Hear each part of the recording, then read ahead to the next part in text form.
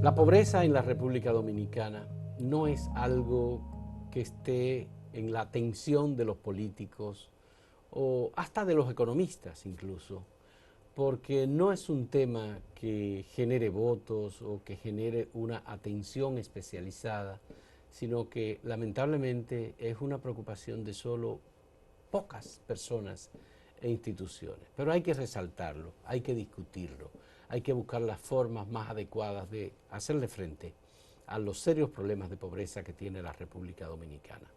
Por eso hemos invitado a Pavel Isa Contreras, que es economista, profesor del Instituto Tecnológico de Santo Domingo, quien conoce el tema de pobreza en República Dominicana, trabajó como parte del equipo de desarrollo humano que en una ocasión tuvo el programa para el desarrollo que tiene Naciones Unidas en República Dominicana, trabajó en el Programa Mundial de Alimentos, trabajó en el Ministerio de Economía y Planificación y ha trabajado en proyectos internacionales de promoción e investigación sobre proyectos de pequeña empresa, por ejemplo, en América Latina. Muchas gracias, Pavel, por acompañarnos.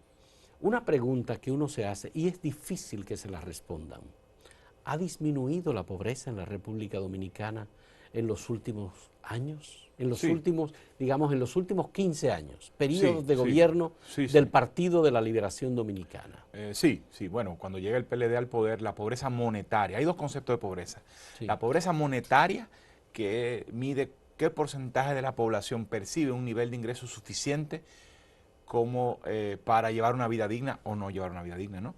Y luego la pobreza de condiciones de vida, que bueno, más allá de lo que usted perciba en ingreso, cómo usted vive. Y si como usted viva, si puede, eso le permite ser catalogado como persona pobre o no pobre. Ahora, en los últimos 15 años, primero a largo plazo, en los últimos 30 años, la pobreza de condiciones de vida ha disminuido de manera consistente. Bueno, es que estamos hablando de una economía que se ha transformado, la población ha aumentado su capacidad de compra, aunque nos estamos muy insatisfechos y tenemos razones para hacerlo. En general uno tiene que concluir que la proporción de población que tiene acceso a agua potable se ha incrementado, aunque todavía esté terriblemente insuficiente. Es probablemente uno de los problemas más graves que tiene la sociedad dominicana en términos de acceso a servicios. La población con acceso a energía eléctrica también ha aumentado. La población con acceso a bienes, a electrodomésticos básicos. La calidad de la vivienda ha mejorado, la cantidad de pisos de tierra, la proporción de hogares, de viviendas con pisos de tierra ha disminuido. La proporción de hogares de viviendas, perdón, con piso, con techo y paredes inadecuadas también ha disminuido. Sí. Ahora, yendo a tu pregunta, en los últimos 15 años, digamos de 2004 en adelante, ¿la pobreza ha disminuido? Sí, pero lo que parece que ha disminuido de manera insuficiente. Hubo un periodo de intensa reducción de la pobreza que fue 2004, 2005, 2007, cuando sencillamente la economía sale del golpe de la crisis macroeconómica y financiera que fue causada por la Septiembre de crisis 2008, crisis 2004. 2004. Sí, fue 2004. O sea, Ya, la crisis macroeconómica y financiera causada por los fraudes bancarios ya. elevó la proporción de personas con un ingreso insuficiente como para llevar una vida digna, con la población pobre.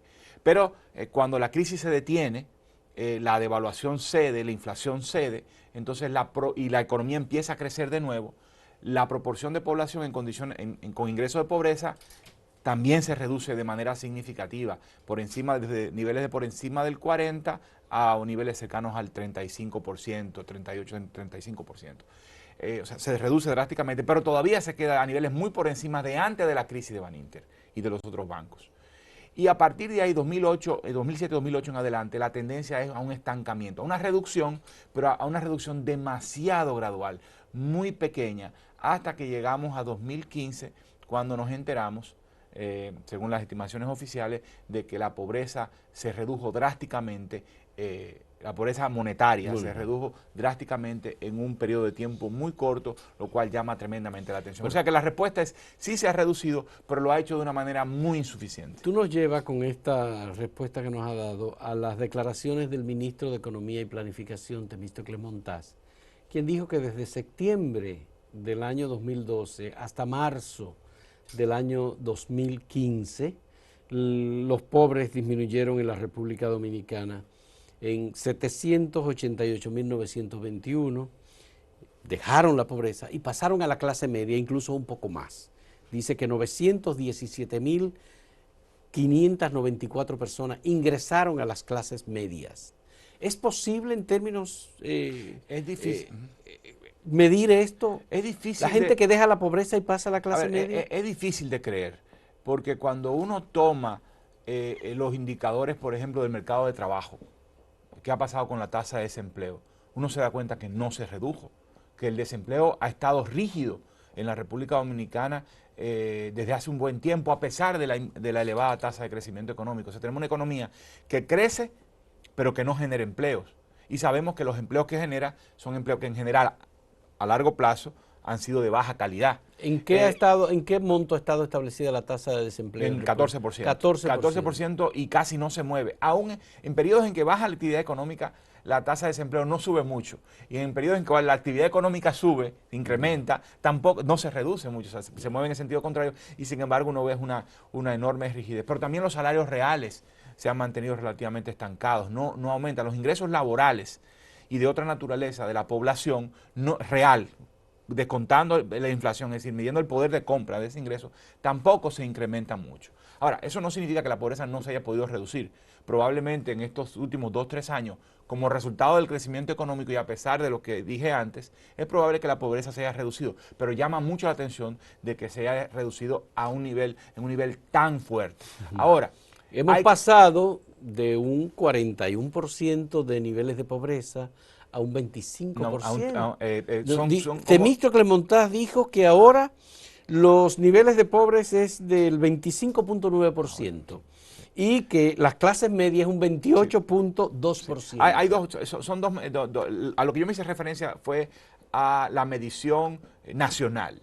Él lo que está haciendo referencia es una metodología que desarrolló el Banco Mundial y que la República Dominicana está usando, el Ministerio de Economía, sobre la base de datos del Banco Central, de su encuesta de fuerza de trabajo, que mide la proporción de población que es pobre, la proporción que es vulnerable, es decir, que aunque no se puede catalogar estrictamente como pobre, es una población que está cercana a la pobreza y que es muy susceptible a caer en pobreza.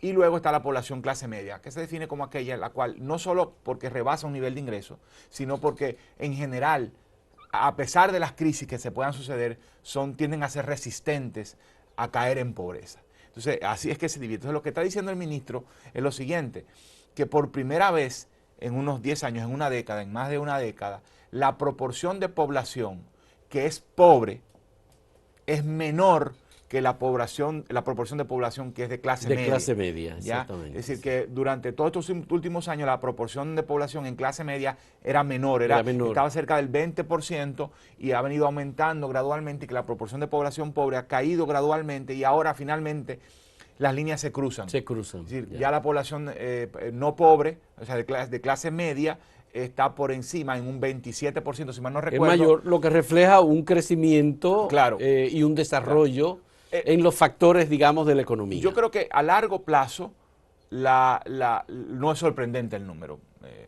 Claro, esto estamos hablando de números muy estrictos, es decir, de mediciones muy estrictas. Es decir, para que una población sea pobre, tiene que recibir $4 por persona por día en el hogar o menos. Claro, estos dólares hay que tomarlo con cuidado porque no son dólares literalmente de los Estados Unidos, sino que es un dólar, es una medida monetaria que se crea para hacer comparaciones internacionales que sean iguales. Entonces se habla de dólares PPA, dólares de poder de paridad adquisitivo, que lo que hace es compensar entre países por el poder de compra del dólar en cada uno de ellos. O sea, no se puede tomar de manera literal. De todas maneras, lo que está diciendo es que la proporción de población que recibe $4 por persona por día es menor que la proporción de población que recibe $10 por persona por día o más. Bien, que estamos haciendo es, Pavel, una proyección a largo plazo y estamos aplicando datos que son del corto plazo. Porque los datos de septiembre del 2012 a marzo del 2015 son los datos del corto plazo. Sí. Es decir, estamos midiendo la gestión del presidente Danilo Medina. Cuando realmente está hablando de que hay un cambio pero un cambio con respecto también a 2000, hace una década. Hace una década. Esos datos yo quisiera que lo conversáramos ahora, en un momento, en nuestro segundo segmento, y que viéramos también la incidencia que tiene el tema del empleo informal y de la economía informal en la República Dominicana, que sigue siendo un factor muy, muy elevado, muy alto, dentro del conjunto de la actividad económica. En un momento, con Pavel Isa Contreras.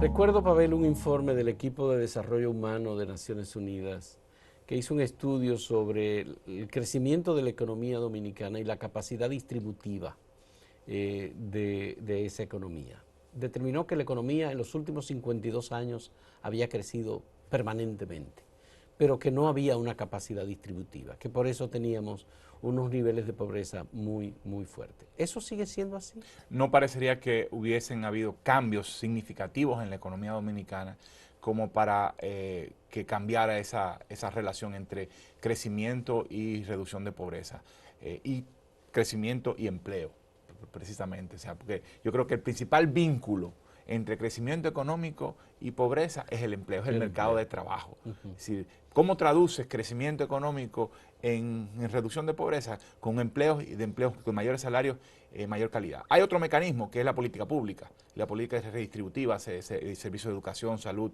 Gravas a donde se produce la riqueza para ofrecer servicios fundamentales que contribuyan a crear capacidades en la gente, que la gente pueda, por sus propios medios, salir de la pobreza y encontrar un empleo de calidad, pero al mismo tiempo la política asistencial, es decir, hacer que la gente ejerza derechos básicos, aún no teniendo la capacidad económica para comprarlo. Entonces, yo no pienso que haya habido cambios significativos por el lado estructural. Por el contrario, yo diría que parecería ser que estamos en un periodo en el cual crecemos más y más, y sin embargo reducimos pobreza menos y menos, por lo menos en lo que tiene que ver con la transmisión desde crecimiento a empleo y capacidad de compra de las personas. ¿Y hay países parecidos a República Dominicana que hayan tenido más capacidad que nosotros para reducir pobreza en condiciones de crecimiento de su economía? Ese es el drama que tenemos, es decir, la comparación. Cuando hablamos de que la pobreza se ha reducido a largo plazo en la economía dominicana, en la sociedad dominicana, que los indicadores sociales, todos los indicadores sociales mejoran, tenemos que pensar, bueno, ¿y qué ha pasado en otros países? Lo que ha pasado en otros países, en muchos otros países, es que sus indicadores sociales han mejorado mucho más que los nuestros, a pesar de haber crecido menos. Y estamos enfrentados a un Estado que es particularmente incapaz, ha sido particularmente incapaz de tener una política social robusta que traduzca ingresos de los ricos en bienestar de los pobres. Ya. Y no hemos y últimamente, en los últimos años, la capacidad de generar empleo se ha reducido. Entonces los dos canales fundamentales parecen estar empantanados. Ya. Pero hemos aplicado muchas políticas sociales de redistribución por parte del Estado con los programas Comer es Primero, Quisqueya Empieza Contigo, los programas Solidaridad, los programas Bonoglu, Bonogas, etcétera. Sí. Todos esos programas sociales que aplique el gobierno, que consume incluso una gran cantidad de dinero del presupuesto nacional, precisamente, claro, no es productivo, claro, en el sentido de que no ayuda a la producción nacional, no incentiva la generación de empleo, sino que es una producción, es un gasto que está ahí, vegetativo,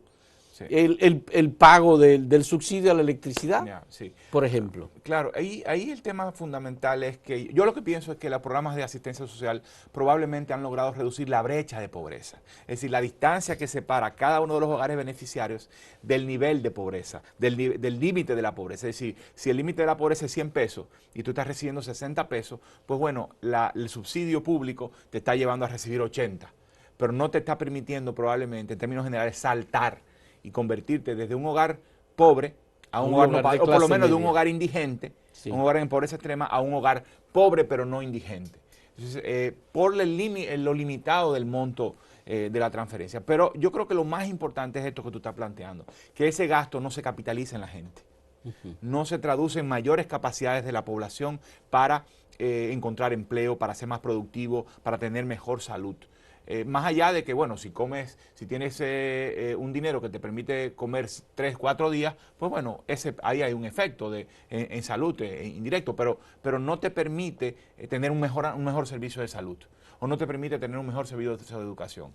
Y esto a pesar de que el programa dice estar buscando la condicionalidad, es decir, son programas, lo que se llaman programas de transferencia condicionada.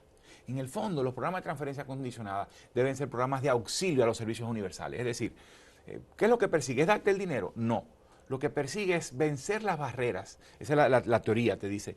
Lo que persigue un programa de transferencia condicionada es vencer la barrera que tienen los hogares para acceder al servicio universal.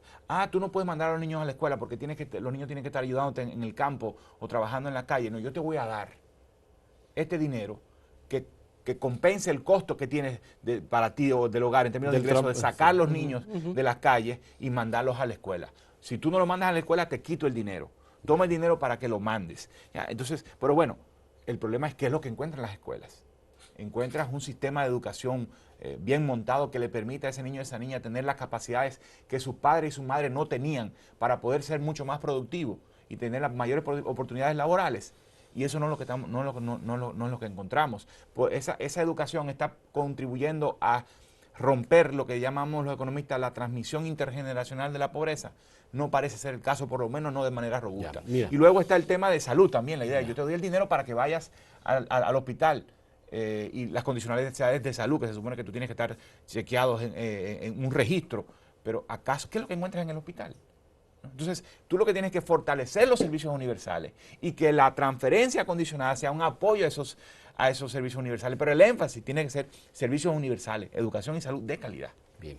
Quiero hacerte la pregunta porque yo no lo entiendo todavía. Aquí se dice que la gente vive en condiciones muy precarias, que el costo de la canasta familiar, lo acaban de decir hace apenas unos días, que el costo de la canasta familiar está por encima de los niveles de salario mínimo, por ejemplo, de la gente.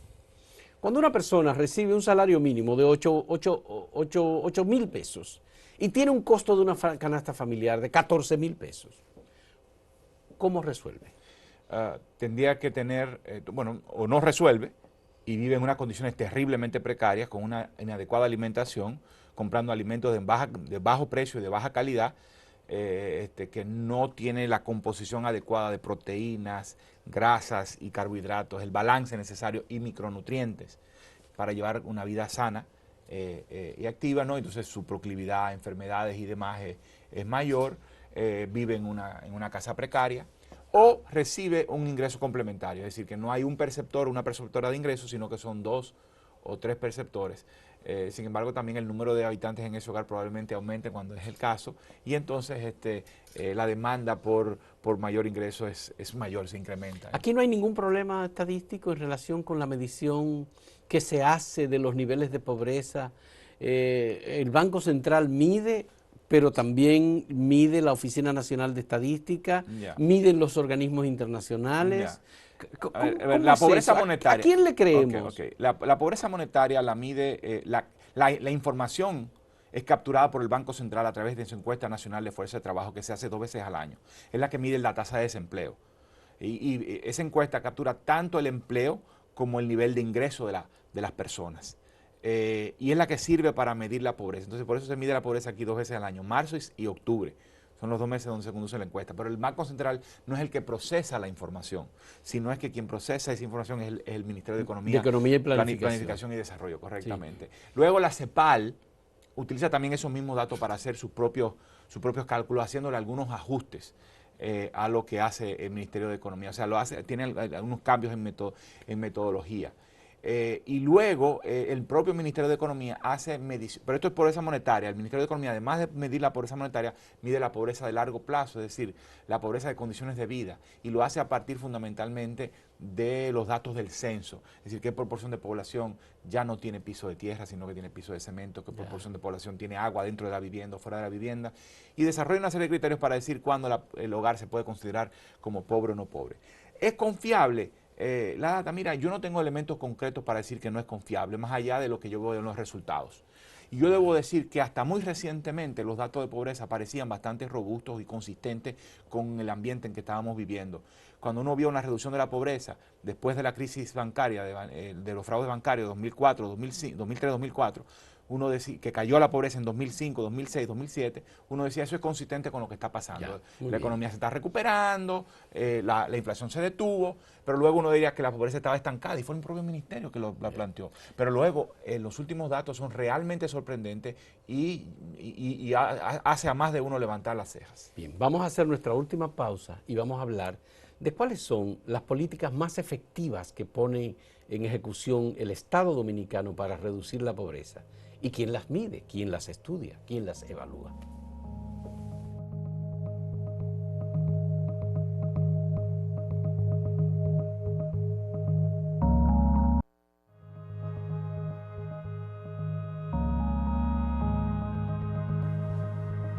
Pavel Lisa Contreras, ¿cuáles son las políticas públicas que podamos identificar como más eficientes en términos de reducción de pobreza? Yo creo que a largo plazo la política de empleo y de reforma y de desarrollo productivo. ¿Y hay una política de empleo? No, no hay una política de desarrollo productivo ni hay una política de empleo robusta. La política de incentivo a los sectores productivos continúa estando limitada a las exenciones fiscales a sectores seleccionados y al mantenimiento de un salario mínimo, bajo, real, que permita que estos sectores mantengan ciertos niveles de competitividad internacional, competitividad de precios. Entonces, todo está concentrado, o lo fundamental está concentrado en mantener los salarios bajos y los impuestos nulos en un nivel cero. Esos son los incentivos fundamentales que tiene el sector productivo. Sí, el Estado dominicano carece de una política integral y sectorial al mismo tiempo que contribuya a que la capacidad productiva de los sectores se transforme, que haya un desarrollo tecnológico, un aprendizaje tecnológico, un escalamiento de las capacidades de las empresas en los diferentes Lo ideal sectores. para el Estado es la generación de aproximadamente 100.000 empleos por año. Pero eso es lo que te contribuye a mantener la tasa de desempleo, no a reducirla. Si la promesa del presidente Medina de generar 100.000 empleos al año era una promesa de mantener todo igual. Sí, claro, eso es lo que él dijo en su discurso de lanzamiento. Pero eso significa, eso no 400.000 empleos en su periodo. Pero eso significaba no reducir la tasa de desempleo. Es decir, es una promesa de dejar todo igual, de no reducir la tasa de desempleo. O sea, me pareció una promesa de contener el aumento en el desempleo. Y yo creo que debió de ir más lejos, es decir, nosotros vamos a aumentar, vamos a reducir la tasa de desempleo. ¿Y la economía dominicana tiene capacidad para hacerlo? Lo que pasa es que depende de la capacidad del Estado, de la actitud del Estado, de la decisión del Estado, y no solo del Estado, yo pienso de la sociedad en general, ponerse de acuerdo para programas, propuestas de políticas sectoriales que transformen la producción, que modernice la agricultura, que modernice los sectores industriales seleccionados, que son los que más generan empleo, agricultura y manufactura, pero que también que se enfoque en los servicios. Y repito, aquí queremos desarrollar el sector exportador industrial sobre la base solamente de exenciones fiscales y de una excepcionalidad institucional como son las zonas francas. O queremos mantener las exportaciones de estos sectores también sobre la base de contener los aumentos de salarios. ¿Hay potencial en las micro y pequeñas empresas, por ejemplo? Yo creo que son muy diversas y uno no puede hablar en términos generales. Yo creo que hay que pensar cuáles son los sectores que pueden ser ganadores dentro de eso. No solo en el mercado local, compitiendo con las importaciones, y en el mercado internacional. Y cuáles son los sectores que pueden ser ganadores en términos de transformación productiva. Pero, repito, lo que tenemos acá es un Estado cruzado de brazos en materia de desarrollo productivo. Y no tenemos una política específica. ¿Qué necesita el sector turismo, para poner un ejemplo, para nosotros salir de esta trampa del turismo de todo incluido? Que bueno, entramos en ella en una coyuntura determinada, si se quiere. Y fue exitosa. Y fue exitosa en su momento, pero claro, teníamos que escalar. Sí. Y no lo hemos hecho. Hay unas nuevas iniciativas interesantes, pero eso todavía no tengo la claridad de que vayan a transformar el panorama, el relieve turístico dominicano, pasando de un turismo de todo incluido a un turismo más diverso, donde el turista pueda salir a la calle, pueda comprar, pueda caminar, y eso nos permitiría elevar los precios Y eso se traduce, y eso depende de la Pero es que el productividad. éxito del turismo dominicano es la baratura, precisamente. Bueno, pero el es que hecho de todo incluido, y que incluye incluso hasta los vuelos. entonces es que necesitamos rebasar eso. Entonces, y eso implica también mayor productividad del sector.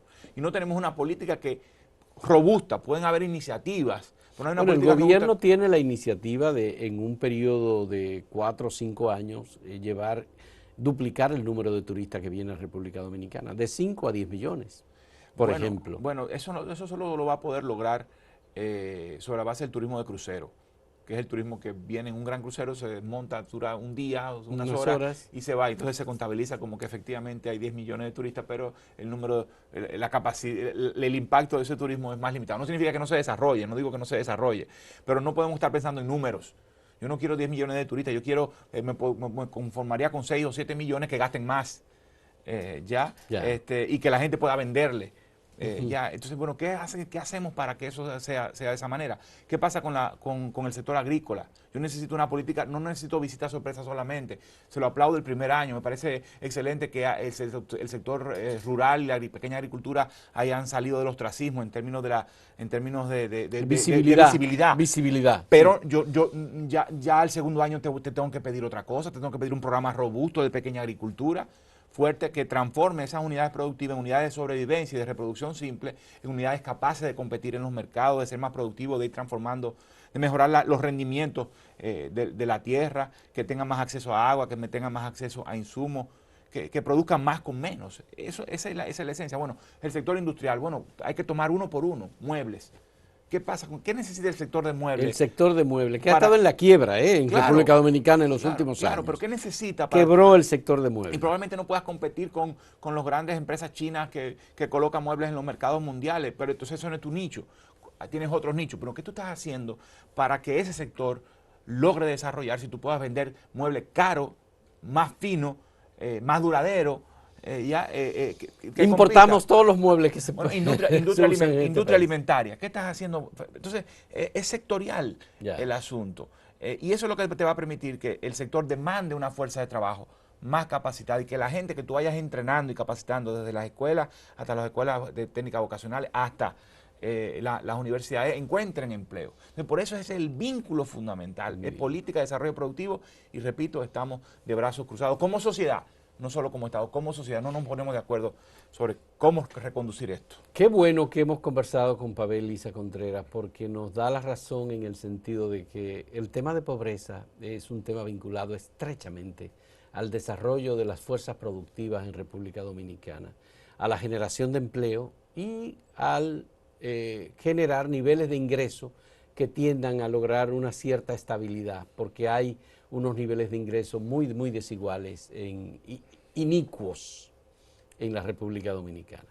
Muchas gracias a Pavel Lisa Contreras, economista, docente del Instituto Tecnológico Santo Domingo, y gracias a ustedes por la compañía en este diálogo sobre la pobreza en la República Dominicana.